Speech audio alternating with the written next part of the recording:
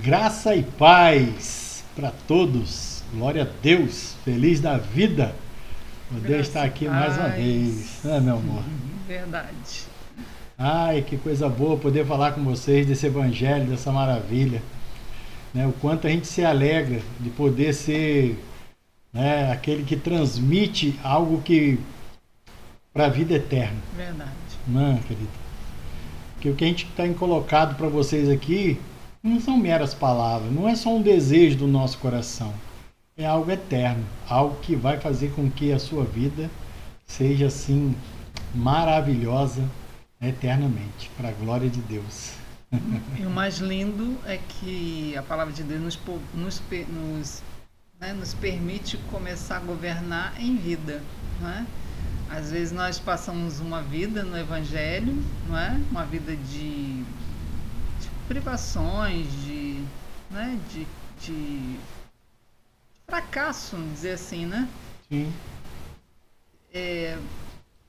Sem saber que nós temos direito, né, a tão preciosas promessas, porque hoje justamente a live, né, o vídeo que vamos estar fazendo é justamente sobre superiores promessas, né? Essas promessas, quais são essas promessas da nova aliança, né? Então é muito importante, porque hoje nós vemos um evangelho, né, muito restrito, com muito pouca informação do que realmente você tem direito, do que realmente, o que confessar para ter direito a respeito dessa aliança, dessas promessas, não é? A gente estava até conversando a questão, hoje parece que a nova aliança se resumiu na Santa Ceia, né? Você comentou, Verdade, a gente querido. comentou mais cedo, né? Sim, parece que se resumiu ali. As pessoas não comentam sobre nova aliança, se comentam a palavra de Deus. Claro, toda palavra é de Deus, isso aí é tremendo. Mas a nova aliança ficou muito restrita ali. Muito restrito. Parece que as coisas não saem dali. O que é nova aliança para muitas pessoas parece que é participar da ceia. Porque a fé é que move todas as coisas na nossa vida, né? Então, as pessoas imaginam o seguinte: eu vou para uma igreja, né? Porque eu preciso de solução de algo, tá? Aí ele começa a frequentar uma igreja, né? Sem problema, até aí tudo certo, não tem nada errado. Mas o que essa pessoa precisa ser levada a crer nessas promessas, a confessar essas promessas, né? A acreditar na promessa de Deus. Qual é a promessa de Deus para a nova aliança? Porque existe uma promessa de Deus para a antiga e existe uma promessa de Deus para a nova, né? Então, as duas são promessas de Deus, mas houve uma substituição de aliança. É justamente o texto que nós vamos ler, né? Hebreus 8, 6, que é o título da nossa ministração, né? Superiores promessas, né? Hebreus 8, 6 diz assim: mas agora, né, que é o tempo presente, lá tanto do escritor quanto para nós hoje, Jesus obteve um ministério tanto mais excelente, quando é também mediador de uma superior aliança, instituída com base em superiores promessas. Porque se aquela primeira, né, aliança, qual é a primeira aliança? Né? A que Deus deu para Moisés, os 10 mandamentos, né? Aliança com o povo de Israel. Se aquela primeira aliança tivesse sido sem defeito, de maneira alguma estaria sendo buscado lugar para uma segunda aliança, né?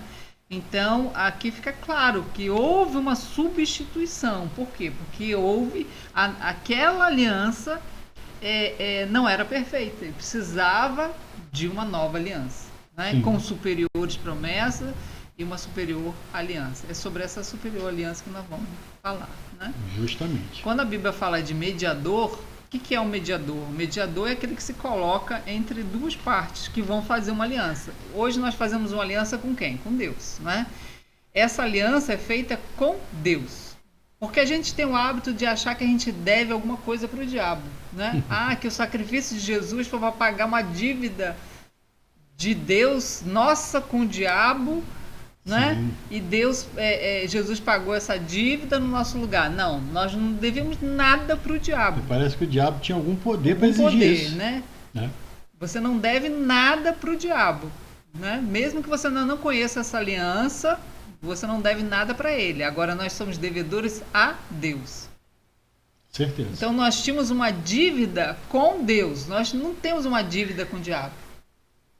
Né? Isso aí. Essa dívida é por conta da nossa natureza caída, né? Por causa da escolha de Adão. Você nem escolheu ter essa natureza, né? Mas ela automaticamente você já nasce com essa natureza pecaminosa. Isso, a natureza adâmica. Né? Então, quando Deus deu essa aliança, essa superior aliança, aqui a palavra diz, né, que Jesus é o nosso mediador. Então ele se colocou entre as duas partes. Ou seja, né, nós devíamos um preço para Deus, nós tínhamos uma dívida com Deus e agora Jesus se torna o fiador dessa dívida. Não é assim quando você loca um imóvel? Não é? Você precisa de um fiador, não é? Se você não paga a dívida, o que acontece? O fiador se obriga a pagar. Né? Então, Jesus é esse fiador entre a aliança que nós temos com Deus. Não é? Então, nós devemos, né, uma dívida impagável, porque essa é a parábola do credor incompassível, né, de uma dívida que nós não tínhamos como pagar. E Jesus se colocou entre as duas partes para pagar essa dívida. Então, por isso que a Bíblia diz que mesmo que nós sejamos infiéis, Ele é fiel. Né? Glória a Deus. Então, mesmo que você não consiga pagar toda a tua dívida, e é impossível de ser paga, porque se fosse possível pagá-la, Jesus não precisava ter morrido. Né? Jesus não precisava ter se colocado como fiador. Seria possível e pronto. Né?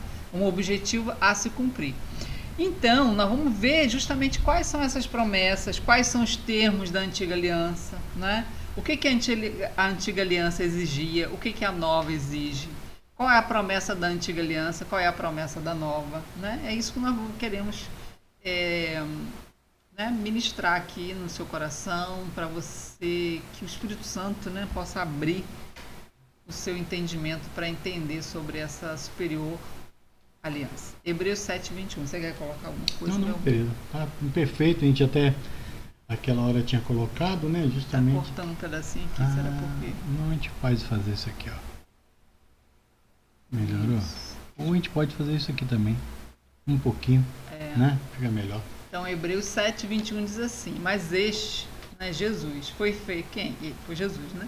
Foi feito sacerdote com juramento. Então, Deus, só de dar a palavra dele já seria suficiente. O detalhe que nós vamos ver, essa nova aliança foi feita por Deus com juramento, com o testemunho do Espírito Santo e como Jesus como fiador. Não tem como dar errado. Não tem como dar errado. Não há possibilidade disso acontecer de jeito nenhum. De jeito nenhum. Então, mas o problema, qual é hoje o grande problema? Incredulidade, é duvidar da promessa da nova aliança, duvidar do que Deus disse para a nova aliança, não é? Mas o que Deus disse, nós vamos chegar lá. Agora, o que Deus diz na antiga aliança? Né? Nós queremos fazer esse parâmetro para que o Espírito Santo ilumine o seu coração. Primeira, o que Deus disse na primeira aliança? Deuteronômio 28:1, né? Se vocês ouvirem atentamente a voz, ó, promessa, voz, né? Seu Deus, tendo cuidado de guardar todos os seus mandamentos que hoje lhe ordeno. Todos. Que mandamentos são esses? 10 mandamentos que Deus deu a Moisés, né? Sim. Se ouvirem a voz do Senhor, seu Deus, sobre vocês virão e alcançarão todas essas bênçãos. Ou seja, você não precisa nem correr atrás, na antiga, né? Elas te alcançam. Hoje, então, na nova, né? Hoje é maravilhoso. Hoje a gente vive misturado com a bênção. Aí o 15 diz: porém, se não derem ouvidos à voz do Senhor, seu Deus, a promessa, né? E na obrigação, o que fazer, né? Deixando de cumprir todos os seus mandamentos e os seus estatutos que hoje lhe ordeno. Então não era só mandamentos, mandamentos e estatutos. E isso aqui dava um total não só de 10, mas 613 mandamentos. Que hoje lhes ordena, então virão sobre vocês e os alcançarão. Também não adianta você correr da maldição, não é? Que ela te alcança. Assim como a bênção te alcança, você correndo na frente dela, da mesma forma a maldição não tem como escapar. Verdade. Então, quem se coloca debaixo da antiga aliança está debaixo de maldição.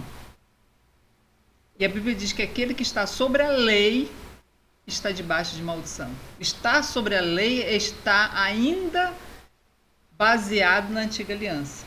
Porque aqui, né, o que é a nova, o que é a antiga aliança? Deus queria dar aqueles mandamentos? Era, né, aquilo era Deus querendo, né, dificultar a vida do povo? Não, né? Aquilo foi resultado da escolha de Adão.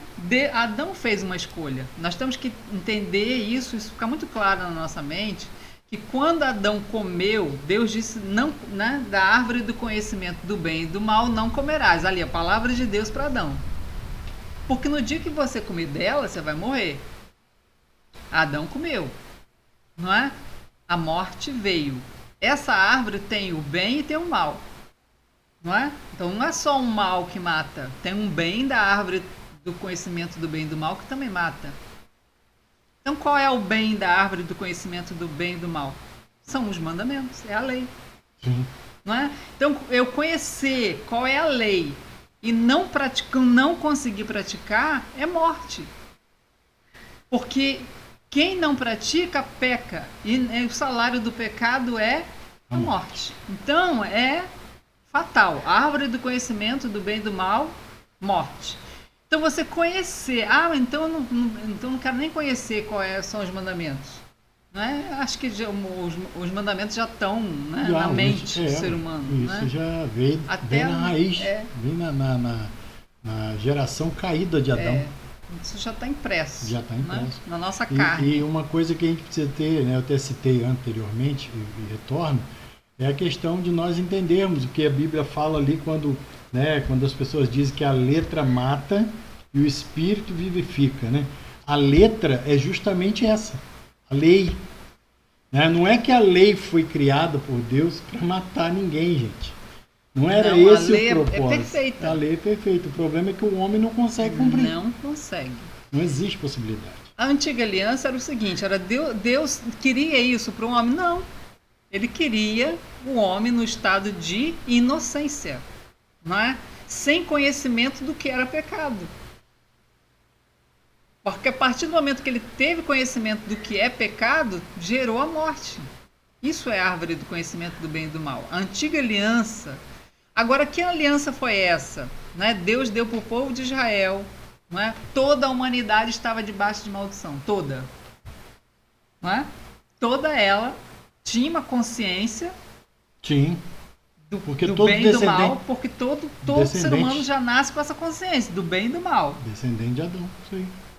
Só que a nossa natureza caída é a mesma coisa, o seguinte, para você comparar o que é comer o que foi comer dessa árvore para Adão e que gerou morte e gera em toda a humanidade até hoje, é o seguinte, é você saber o que é certo e não conseguir praticar. Quando você não consegue, você automaticamente se condena. A condenação gera culpa, a culpa te leva à morte. Isso aí. Né? É uma coisa que vai ligando a outra que não tem como o escapar. Resultado final é morte. Não tem como escapar. Aí o que Deus fez com o povo de Israel? Uma aliança. Não é? Que aliança que é essa? Ele deu a lei. Qual é a lei? A lei é isso aqui, ó. Meu padrão de perfeição é esse. E Jesus, muitos usam esse capítulo para agredir a graça, né? Ou para acusar a graça de facilitar o pecado. Nós vamos ver que não é nada disso. Pelo contrário, a Bíblia diz que a força do pecado é a lei. Por isso que é a árvore do conhecimento do bem e do mal. Ou seja, o que leva uma pessoa a pecar é ela não poder pecar. É o fato dela dizerem para ela, você não pode, você aqui, hoje eu te ordeno isso.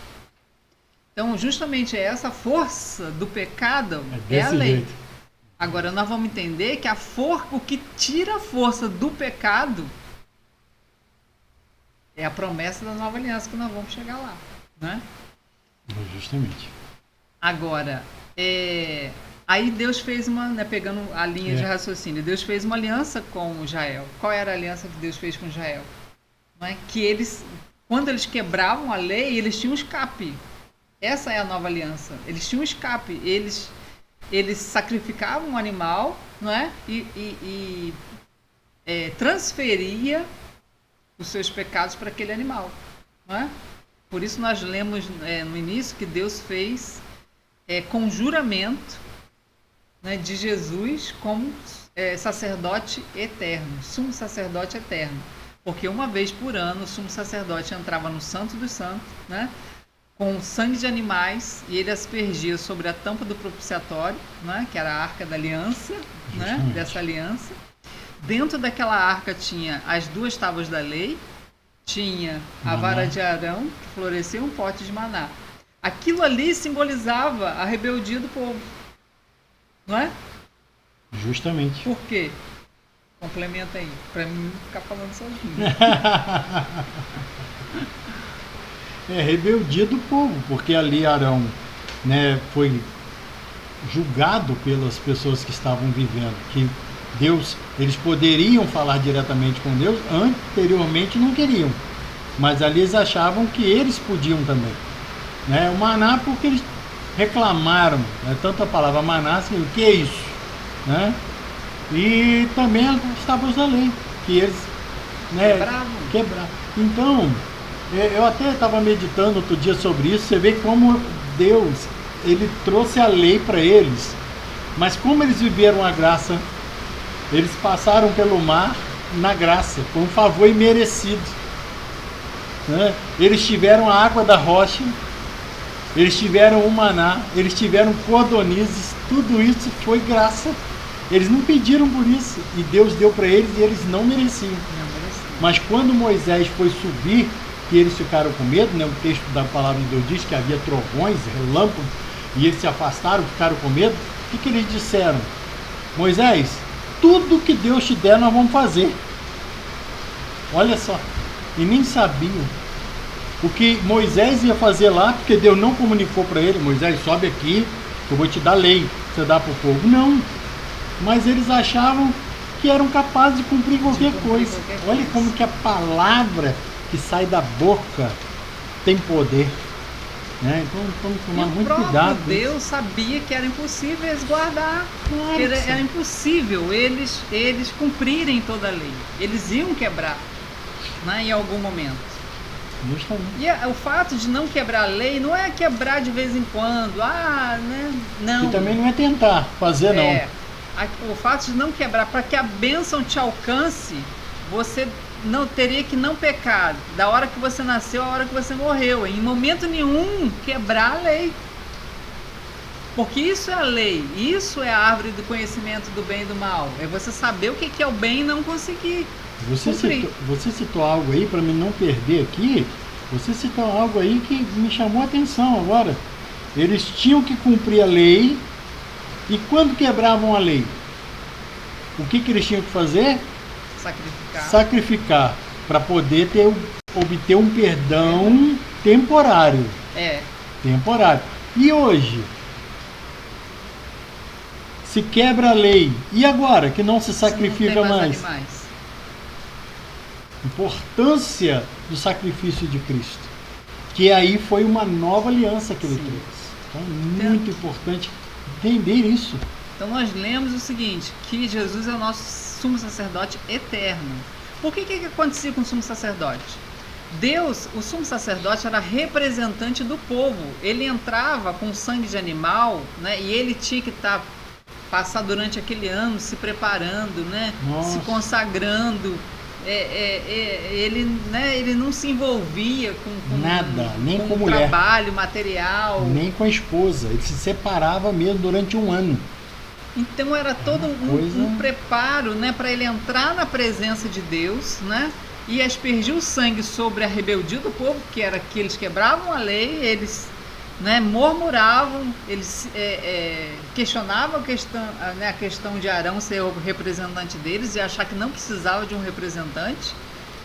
E eles saíam durante aquele ano, né, livres, mesmo que eles tivessem cometido algum pecado, né? O que acontecia? Eles saíam em liberdade, porque aquele pecado foi transferido para aquele animal. Não é? E agora o representante chegava na presença de Deus e oferecia aquele sangue e eles saíam absolvidos. Só que aquele sacerdote morria. Vamos supor que ele fosse um bom sacerdote. Sim. Ele saía vivo, né? Se ele fosse um mau, ele já era fulminado lá dentro do Santo dos Santos e aquele ano era de maldição. O povo era visitado com maldição. Então dependia do sacerdote. Meu Deus. Você vê como não dependia do povo? Dependia do sacerdote. Então por isso que hoje nós temos um sumo sacerdote eterno, né? E que Deus fez com juramento, que aceitou ele, que aceita o sacrifício dele. Verdade. Essa é a nossa segurança, né? Mas nós vamos, né, falando mais sobre o que Deus diz para a antiga e o que Deus diz para a nova, né? Na antiga, Deus diz, né, para Moisés, Êxodo 20:20, Moisés respondeu ao povo: Deus veio para provar vocês e para que o seu temor esteja diante de vocês, a fim de que não pequem. Então havia um temor, né? Ah, mas hoje não precisa ter medo de pecar? Nós vamos, né? Daí a pouco nós vamos falar o que acontece com quem crê. Isso. O medo já não precisa existir mesmo, né? Não, por quê? Porque a gente precisa crer que Deus nos ama de uma maneira tão profunda, tão forte, tão maravilhosa, que a Bíblia diz que o amor dele, quando cremos, lança fora todo medo. Não é por medo. Porque quando a gente pega a questão do bem e do mal, conhecimento do bem e do mal, que mata, não é? Quando você sabe que tem que fazer certo e não consegue fazer, geralmente ninguém consegue. É a mesma coisa que eu pegar um cachorro, eu costumo dar muito esse exemplo, e dizer para ele assim, ó, você não pode latir. Temos a nossa amiguinha aí que está latindo aí com a chuva. Você até consegue, ele consegue se refrear um pouquinho, mas daí a pouco é a natureza dele, é latir.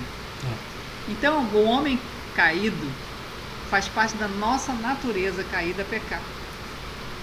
A gente não peca porque quer, né? Peca Sim. Porque é obrigado, né? Por isso que conhecereis a verdade e a verdade vos libertará.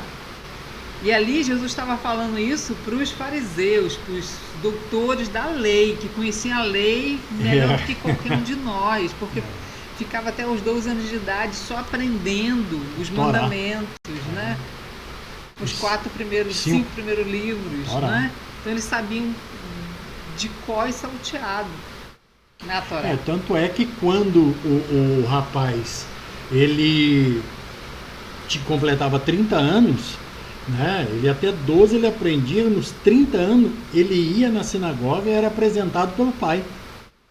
Né? Então, de acordo com o pai, olha que lindo, de acordo com o pai, as pessoas estavam ali e falaram assim, não, esse aí podemos dar crédito para ele, porque o pai dele nós conhecemos.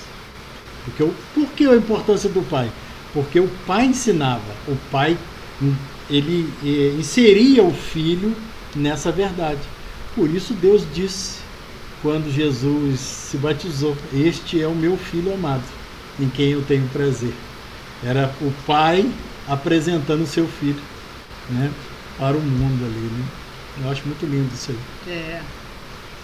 Então, o que eu estava dizendo, a questão do animal. Tira ela de foco. Deixa eu ver onde que eu parei. É a mesma coisa que você dizer para um cachorro que ele não pode pecar, que não pode latir, ele faz parte da natureza dele. Agora, quando nós nascemos de novo, que a Bíblia nos promete esse novo nascimento e através da fé, né, quando há esse novo nascimento, faz parte da nossa nova natureza não pecar. O pecado não pertence mais à nova natureza. Então, a nossa nova natureza é Cristo. Né? Cristo vivendo em nós e nós vivendo em Cristo. Por isso essa grande vitória. Ele é o nosso sumo sacerdote, Sim. É aquele que entrou no verdadeiro Santo dos Santos. É tanta coisa e aspergiu o seu sangue. Não é? Então Deus olha para nós através do sangue da nova aliança, que é o sangue de Cristo. Olha a nova aliança aí. E Ele pode nos liberar sem maldição. Justamente. Porque Ele olha para o sangue. Ele não olhava para o povo. Ele olhava para o sangue. Por isso era né, a antiga aliança. E na antiga aliança se aspergia uma vez, né, Por ano. sob o propiciatório, uma vez, e o sacerdote, antes do propiciatório, no chão, ele aspergia 7 vezes. Ou seja, uma vez foi o que Cristo fez, uma vez por todas. E no chão, 7 vezes simboliza plenitude, completo, pleno. Era assim que Deus via o povo, né? Que uma vez seria feito, de uma vez por todas, e ia haver um homem pleno em Cristo. Agora, Hebreus, mais lindo que Hebreus fala, porque Hebreus foca muito essa coisa do sumo sacerdote, né? Uhum. Uma coisa que Deus fala que se o povo... Vou ler porque para não ficar só nas minhas palavras. Então, se Vamos você lá. quiser falar Deixa eu para lá. nós. Hebreus. Ah, É 8? Deixa eu abrir se é 8 ou 10. Deixa eu achar aqui. Hebreus, vamos ler aqui para não ficar só palavra de Andréia. Hebreus 8. Vamos ver se é o 8. Eu tô colocando aqui Deixa eu achar aqui. para baixo. Mais um pouquinho, depois de Filemão. Hebreus 8. Uhum.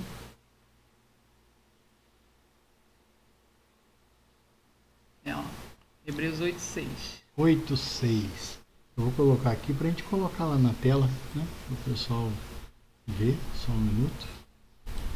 Aqui, ó. Hebreus 8:6 está aí. Se quiser ler aqui. Não, acho que é Hebreus 10. Hebreus 10, 14.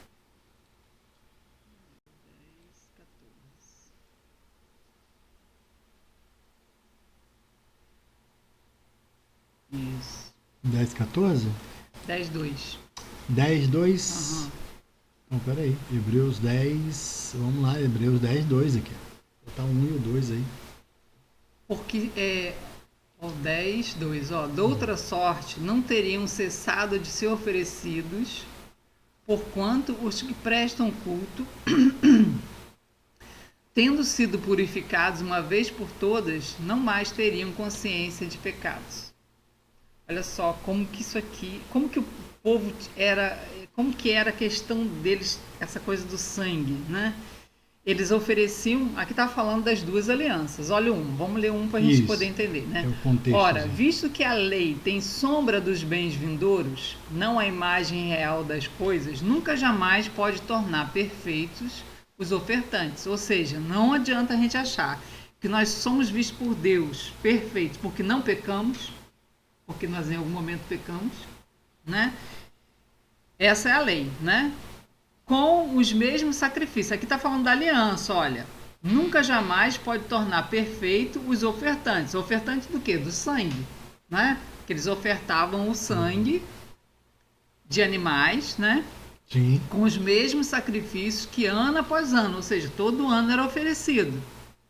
Perpetuamente eles oferecem, ou seja, todo ano eles tinham que oferecer. Mas no ano seguinte voltava a consciência de pecado. Durante aquele ano, eles perdiam a consciência do pecado, ou seja, eles não temiam que o pecado ia amaldiçoar eles. Ou seja, eles criam na palavra de Deus, da nova aliança, que aquele sangue daquele animal ia fazer eles, diante dos olhos de Deus, perfeitos, inculpáveis, sem merecedor da maldição.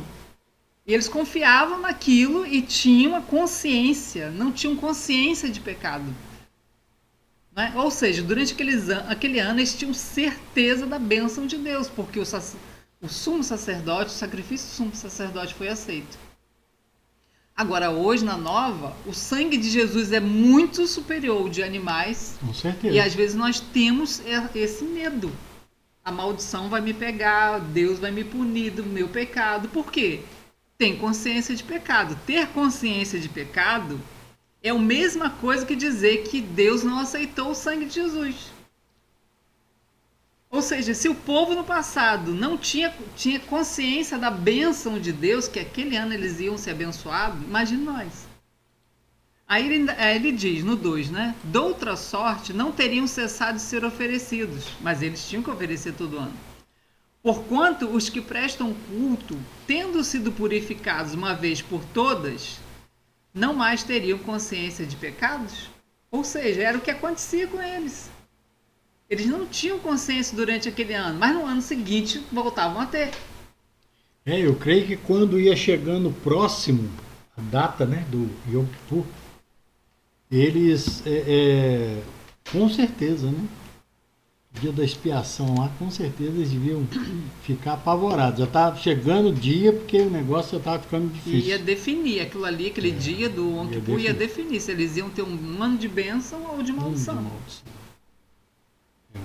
Então, se o sacerdote fosse aceito, eles tinham plena convicção de que era um ano de bênção.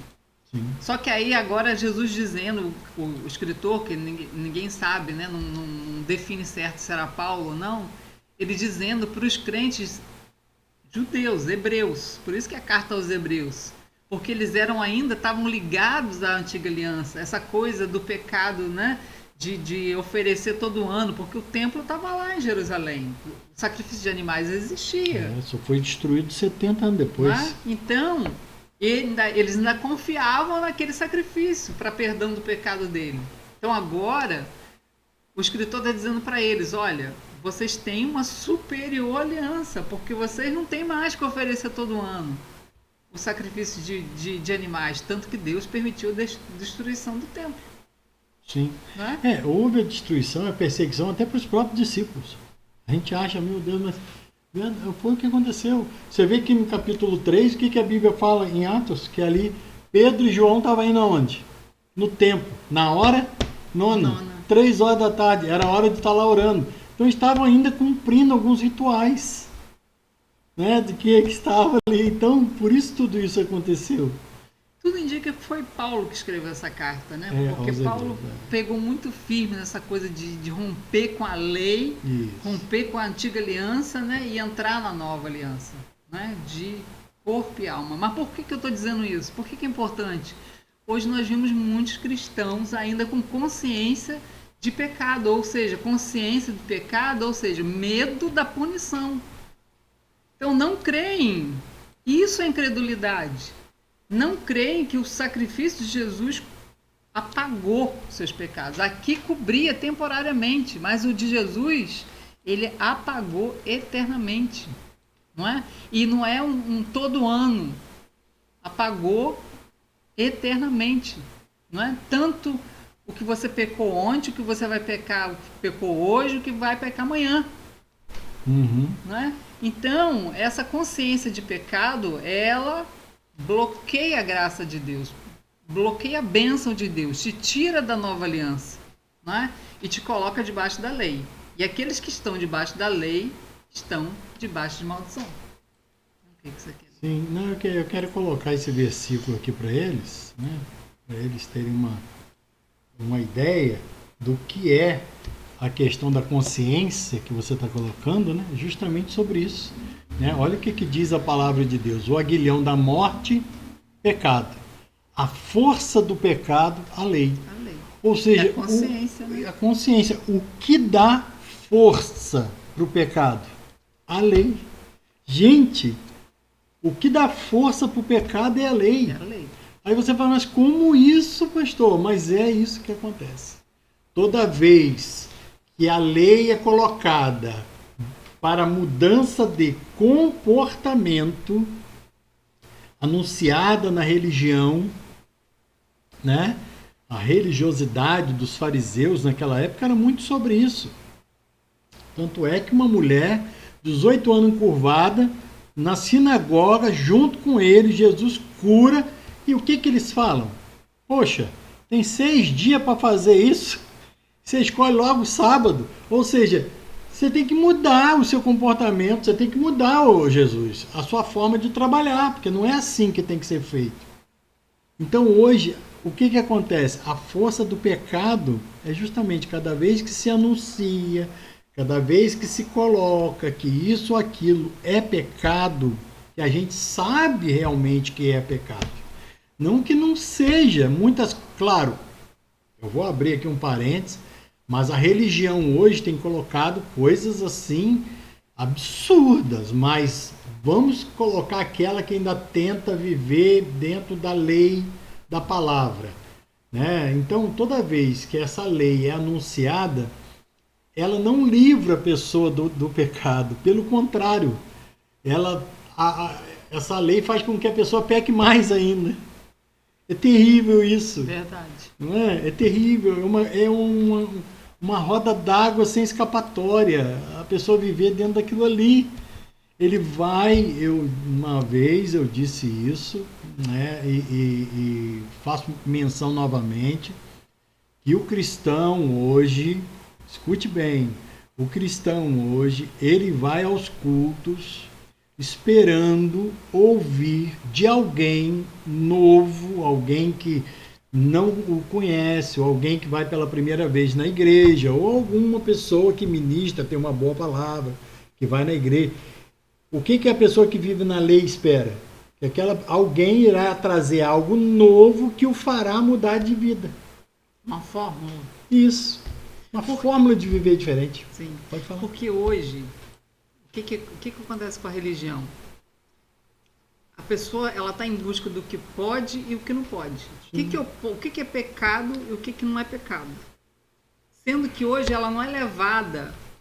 Religião, aliás, cristianismo é religião, né? Cristianismo é mudança de natureza, sim, não é mudar de religião. Sim, sim. Né? O verdadeiro cristianismo é uma mudança de natureza. É isso, você tinha uma natureza que te forçava a pecar. A partir do momento que você crê, você entra numa outra dimensão de que você é livre para escolher não pecar. Isso. Porque o pecado, ele é desastroso. Traz a consciência da morte da antiga natureza.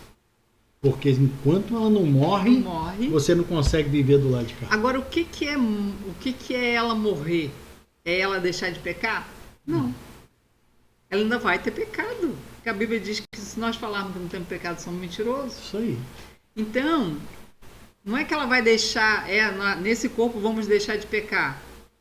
Mas o pecado ele vai ser cada vez mais enfraquecido.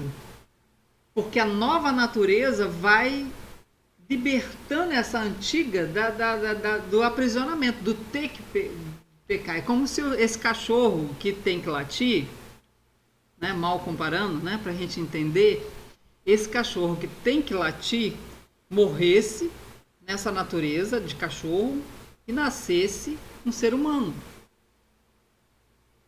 Então, uma comparação. Mas para isso precisa de quê? De fé. Você saber que essa natureza não precisa mais latir. E agora você nasceu uma outra. Envolve muitas coisas dentro disso aí. Porque você vai ver, você não vai se enganar, dizer que não peca. Você vai ver você errar, né? Isso faz parte do corpo, tá? E vai ver as enfermidades. Mas entenda bem, você vai começar a passar pelo processo de regeneração, principalmente que tange a enfermidade. E é bem interessante, Hebreus também vai falar sobre isso. Aplica isso aí e vai reduzindo. Acha aí para a gente colocar para eles. Ele vai trazendo o seu corpo para a verdadeira natureza, aquela que Cristo agora realmente tem. E concernente ao fato da pessoa no seu agir do pecado, o corpo vai perdendo essa força, como você bem colocou, fazendo com que... Por que isso acontece? Porque os sentimentos, as coisas que te envolveram no passado, foram propostas por quem? Pelo diabo. E o que acontece hoje? É aí que ele lança os dardos inflamados, ou seja, ele tenta aplicar na sua nova natureza algo que já não faz mais parte. E aí, se você vai conhecendo a nova aliança, como isso já não faz mais parte, vai se enfraquecendo. Já está aqui na sequência, não precisa Que benção. Então vamos colocar aqui, tá? Vamos passar aqui para eles aqui e trazer para você fazer a leitura. A gente colocou até uma observação. Você pode observar que a pregação da lei lá no Monte Sinai, né, 3.000 almas foram mortas. Né, quando Moisés desceu do monte, né, que ele quebrou as tábuas da lei, né? Eles tinham feito um bezerro de ouro. Ali 3.000 almas foram mortas. Não é? E pelos sacerdotes, né? O que seriam os sacerdotes, os levitas. A tribo de Levi. E após a primeira pregação da graça, 3.000 almas se converteram. Você vê como que a lei mata. Prova de que a lei mata está aqui. 3.000 almas mortas. Interessantíssimo isso aí. E prova de que a graça, né, traz vida, é que com a pregação da graça 3.000 almas foram salvas e receberam vida eterna. Não é muito Glória interessante esse parâmetro. Agora, nova aliança, essa questão da santificação, como fica o pecado agora na nova aliança, né? Hebreus 10:14, porque com uma única oferta, ou seja, não é aquela que todo ano eles tinham que oferecer, uma única só e eterna, aperfeiçoou para sempre, ou seja, você, quando acredita na nova aliança, no que Deus diz para a nova, você não vai se tornar perfeito. É isso que você tem que ter em mente. Você já se tornou.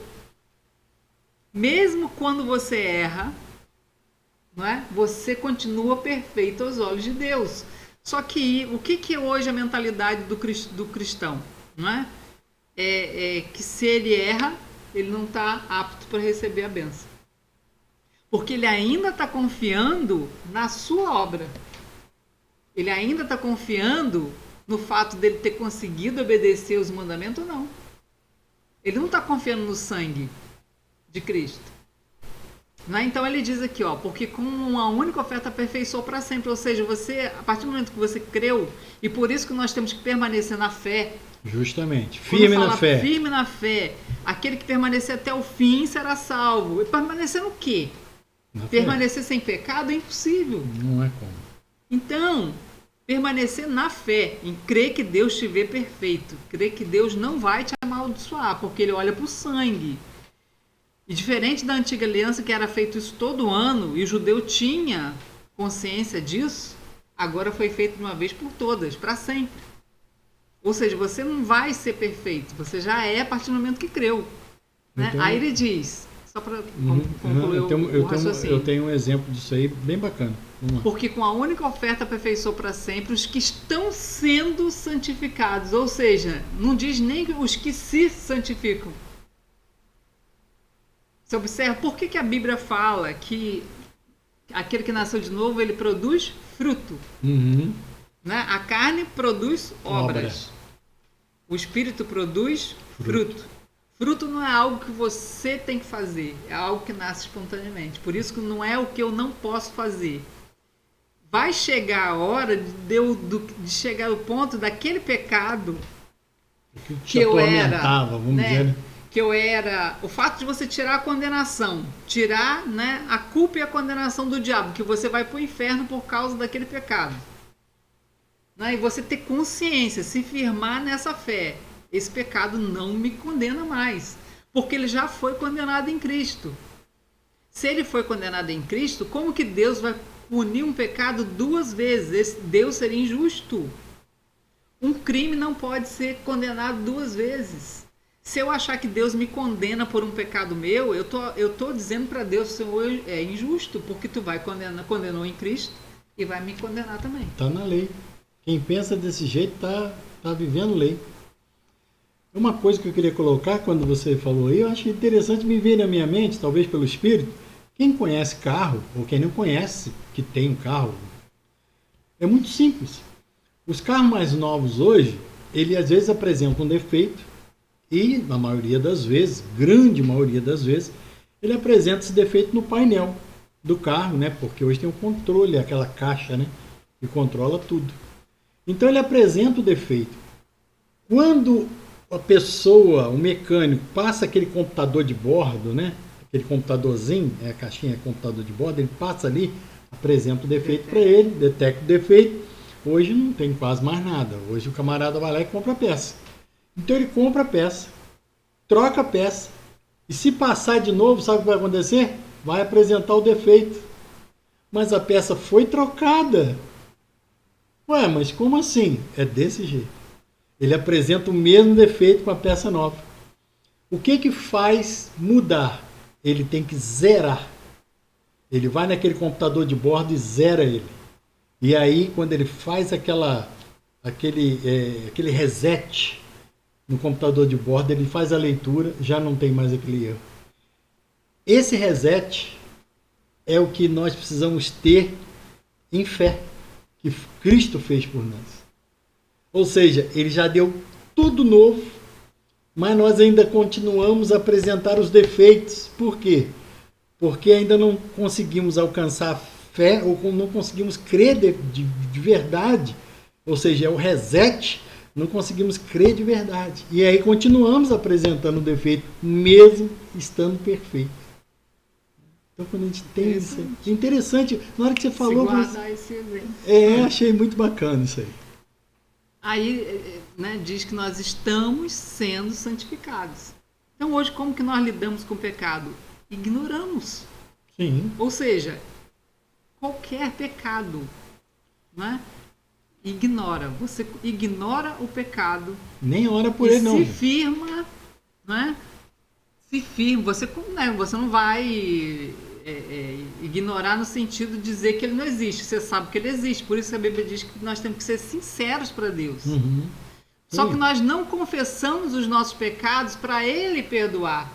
Nós confessamos porque já somos perdoados. Nós temos que ter muito cuidado com confissão de pecados. Isso aí.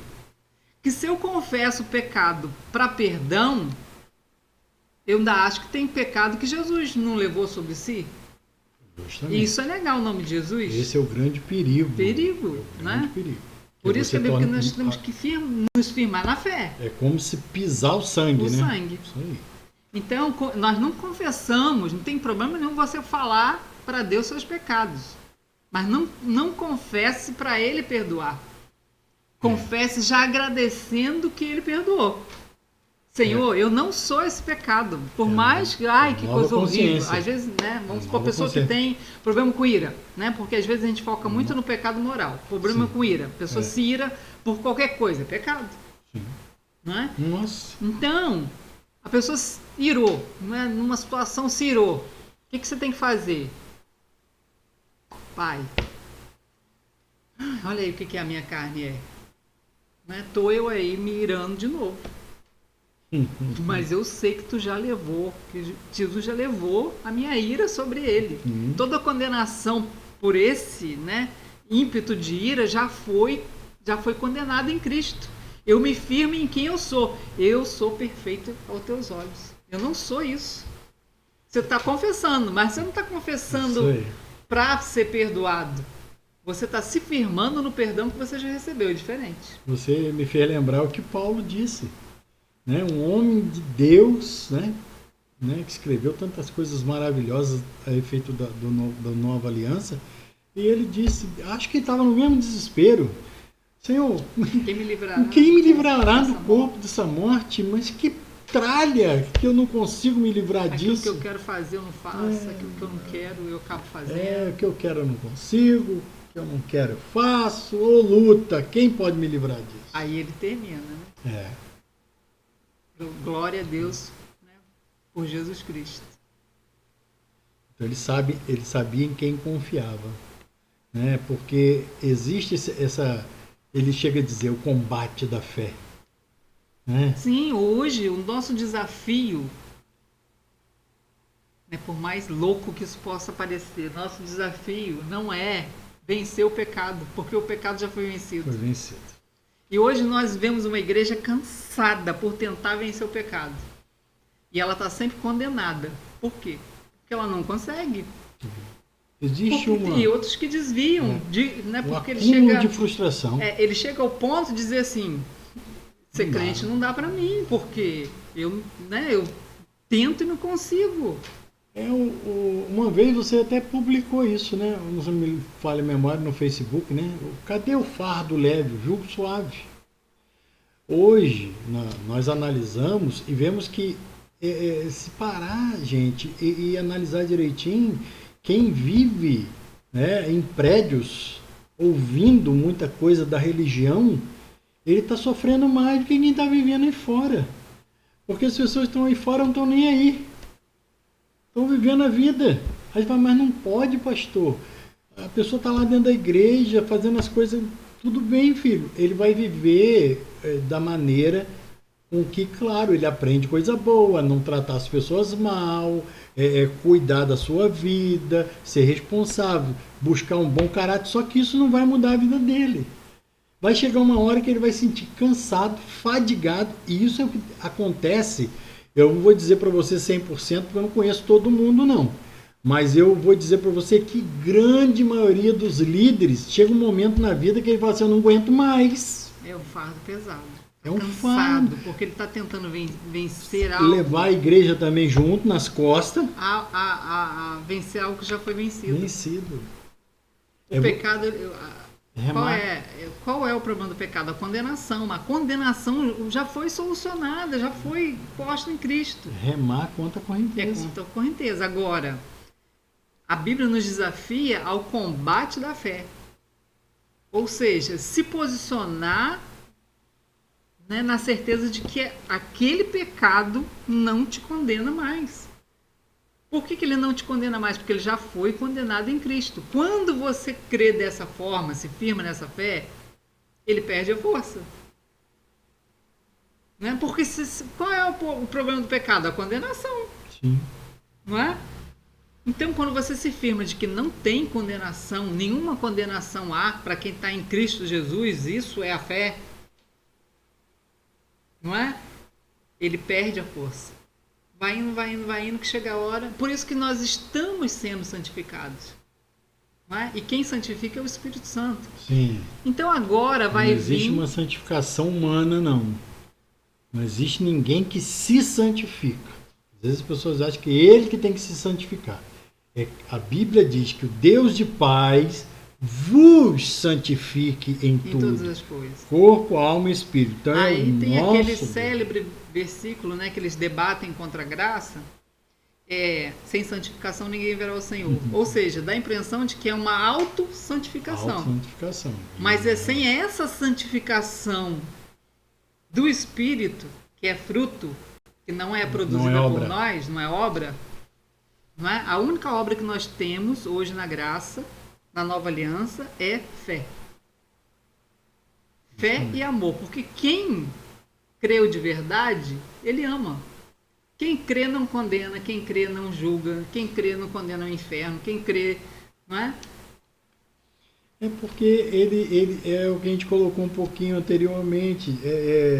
A pessoa, quando ele começa a entender que ele morreu e que agora quem está vivendo é a sua nova natureza, ele quer viver essa nova natureza.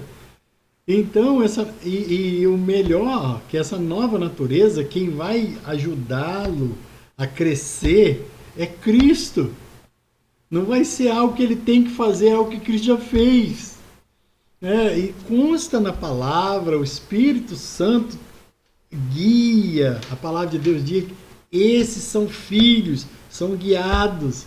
Então, se torna algo com alegria, não é algo pesaroso, não é uma coisa que você tem que fazer porque você já não aguenta mais. Não, você vive essa alegria. Tem aquele versículo que Paulo faz comparação de Cristo, né? Marido, como tem que tratar a esposa, e Cristo, como que ele trata a esposa, né? Cristo a santificou. Olha só quem santifica a igreja. Cristo a santificou pelo lavar regenerador da palavra. Que palavra é essa? É a palavra de Deus para a nova aliança. Olha a palavra de Deus para a nova aliança, nós vamos acabar de ler agora. O que santifica a noiva? O que torna ela pura, santa, irrepreensível? A lavagem da palavra. Isso aí. O que é se lavar com a palavra? É ouvir a palavra de Deus para a nova aliança. E qual é a palavra de Deus para a nova aliança? Vamos ler aí? Vamos lá. Olha a nova aliança, o que é? Né? O sangue de Cristo, que aperfeiçoou para sempre. Não é? O 15. E disto nos dá testemunho também o Espírito Santo. Olha só, é uma aliança que tem Jesus como fiador, que tem o Espírito Santo como testemunha, Sim. não é? E o 16, porque após ter dito, ó, aí Deus dizendo, ter dito, palavra de Deus. Lembra que nós somos lavados né, pelo lavar regenerador da palavra. Qual é a palavra? Agora nós vamos ler essa palavra, dá só um Pause aqui, daqui a pouco a gente volta.